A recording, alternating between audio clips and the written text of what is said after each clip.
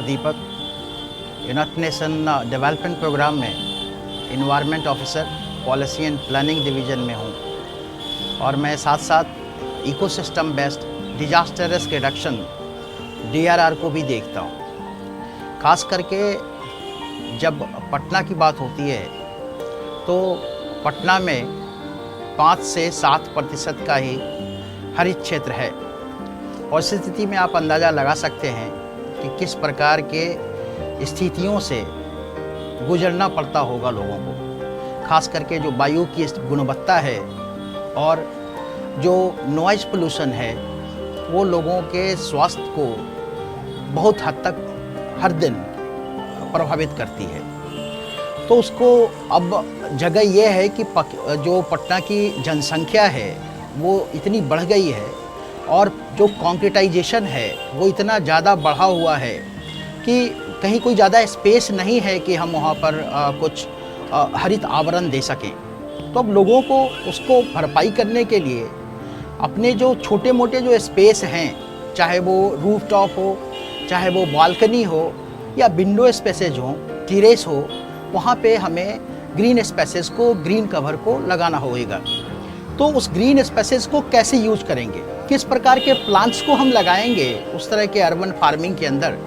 तो सबसे बड़ी ज़रूरी चीज़ है कि वैसे प्लांट्स को हम लगाएं जो कम वाटर के अंदर, शैडोज़ के अंदर वो डेवलप कर सकें और वैसे प्लांट्स उतनी ही मात्रा में हमें ऑक्सीजन दें जो बड़े प्लांट्स देते हैं। तो कम से कम हाउस होल्ड जो हमारा रिक्वायरमेंट होगा, ऑक्सीजन की जो नीड होगी वो पूरा कर सकेंगे।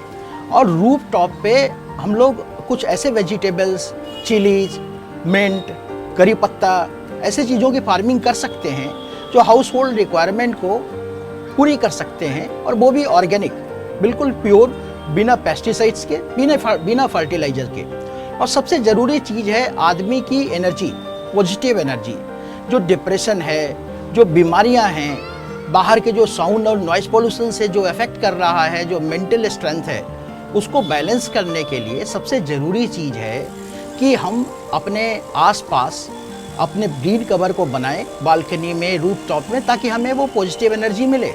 और दूसरी बड़ी संभावना ये होगी कि हम बच्चों को कनेक्ट करें उन सब चीज़ों से। खास करके जब हम गार्डनिंग करते हैं तो उसमें बच्चों का इन्वॉल्वमेंट कराएं ताकि उनको एक प्रैक्टिकल नॉलेज मिल सके शुरुआत से ही कि कैसे सीड डेवलप करता है, सॉइल का क्या रोल होता है और किस प्रकार से एक लाइफ जनरेट करती है। नेचर के को समझने के लिए बच्चों को गार्डनिंग में इन्वॉल्व कराना बहुत ज़रूरी आवश्यकताएं होती हैं। और अगर हम हर एक हाउस होल्ड रूफ टॉप या बालकनी गार्डनिंग करेंगी तो हम कम से कम सोर्स पॉल्यूशन को मिटिगेट करेंगे, जो एयर पोल्यूशन होगा बहुत हद तक मिटिगेट करेंगे, डस्ट वगैरह के पोल्यूशंस को जो SPM लेवल है हमारा, उस पार्टिकुलेट मैटर्स को हम मिटिगेट करेंगे और बहुत हद तक बहुत ज़्यादा बीमारियों से बच सकेंगे और सबसे अंदर पॉजिटिव एनर्जी हमारे अंदर आएंगी। और इन्हीं सब चीज़ों से हम लोगों से अपील करते हैं कि कम से कम अपने स्पेसेस का उपयोग करें ग्रीन कवर के लिए। और वो ग्रीन कवर इतना ज़्यादा अच्छा होएगा कि आपके घर में सुबह सुबह पक्षियों की चहचहाट मिलेगी, स्पैरोज आएंगे, मैना आएगा, दूसरे पक्षी आ सकती हैं उस ग्रीनरीज को देख करके। तो आपका संबंध पर्यावरण के साथ और पर्यावरण के घटकों के साथ ज़्यादा बढ़ेगा।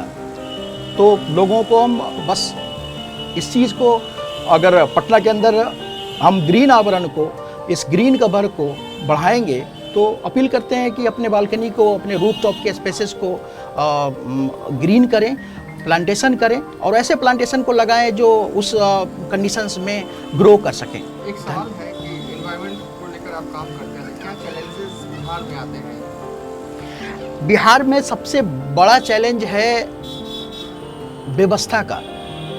जो सरकार के अंदर जो सिस्टम है वो कुप्रबंधन का शिकार है। और सबसे बड़ी चीज़ है कि आम आदमी उस चीज़ को नहीं जान पाता जो जिसकी ज़रूरत है। अब जैसे आप देखो कि तालाब है या आर्द्र भूमिज हैं, आर्द्र वेटलैंड्स हैं या जो भी बैल हैं हमारे पुराने, वो सब के सब ख़त्म हो चुकी है और सरकार जल जीवन हरियाली करके एक बड़ी अच्छी योजना लेकर के आई है, तो उसकी स्थिति तभी अच्छी हो सकती है जब लोगों को ये जानकारी होगी कि ये जो प्राकृतिक जो पारिस्थितिकी है वो हमारे लिए कितनी उपयोगी है। ये जो प्राकृतिक है, हमारी प्रकृति जो पारिस्थितिकी है, जो नेचुरल इकोसिस्टम है, वही आपको बचा के रखी हुई है। तो ये नेचुरल इकोसिस्टम जब मजबूत रहेगा उतना ही हमें मजबूती से बचा के रखेगा। अगर हम इसको कमज़ोर कर देंगे, नेचुरल इकोसिस्टम को कमज़ोर करेंगे, तो जाहिर सी बात है इस तरह की बीमारियां और इस तरह की आपदाएं आने वाले समय में और ज़्यादा हम लोगों को प्रभावित करेंगी। तो हम अपने पारिस्थितिकी को बचाने की कोशिश करें। गंगा गंगा के लिए ज़रूरी नहीं है, गंगा हमारे लिए ज़रूरी है। और जब हमारे लिए ज़रूरी है तो हम उसमें जो गंदगी फैलाई जा रही है उसके खिलाफ खड़ा होकर के आवाज़ उठाएंगे, सरकार के खिलाफ खड़ा होंगे। बिहार में 50 लाख प्लांटेशन एक साल में होना है, किस रूप में देखते हैं? जी, अच्छी बात है, लेकिन प्लांटेशन के साथ साथ बचाना बहुत ज़रूरी है। वो बचाने की जिम्मेदारी पंचायतों को दी जाए, वो बचाने की जिम्मेदारी छोटे छोटे समूह बना करके लोगों को दी जाए। जीविका को खास करके जो महिलाओं के जो सेल्फ ग्रुप्स हैं जीविका, उनको दी जाए जिम्मेदारी कि उन जो प्लांट लगाई जाएंगी उसको किस प्रकार से हम ग्रो कर सकेंगे और बचा सकेंगे। और जो अनचाहे जो प्रोजेक्ट के अंदर, चाहे रोड के प्रोजेक्ट्स हैं, दूसरे प्रोजेक्ट्स हैं, वहाँ पे जो पेड़ों को कटाई की जा रही है, कोशिश की जाए कि उसका अल्टरनेट निकाला जाए या उसका ट्रांसलोकेशन किया जाए दूसरी जगहों पे, पुराने पेड़ों को बचाया जाए। किसी तरीके से पेड़ों को जरूर बचाएं।